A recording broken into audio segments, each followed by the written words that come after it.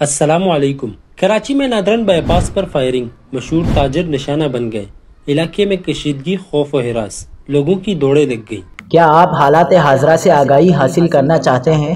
خبر کے پیچھے چھپے اصل حقائق جاننا چاہتے ہیں تو ابھی سبسکرائب کیجئے جلمل پاکستان کو اور ساتھ ہی گھنٹی کے نشان پر کلک کر دیں۔ آپ کو بتاتے چلیں کہ کراچی کے علاقے نادرن بائی پاس پر فائرنگ سے سبزی منڈی کا تاجر جاں بحق ہو گیا۔ S S P west Faisal Bashir Memon نے کہا کہ نعمان نصیر دوست کے ساتھ گاڑی میں نادرن بائی پاس پر جا رہا تھا۔ انہوں نے بتایا کہ ٹول پلازہ کراس کر کے عباس کٹ سے کچے راستے پر فائرنگ ہوئی۔ ان کا کہنا ہے کہ عینی شاہد نے پولیس کو بیان دیتے ہوئے کہا کہ 2 موٹر سائیکلوں پر سوار 4 ملزمان نے گاڑی روکنے کی کوشش کی۔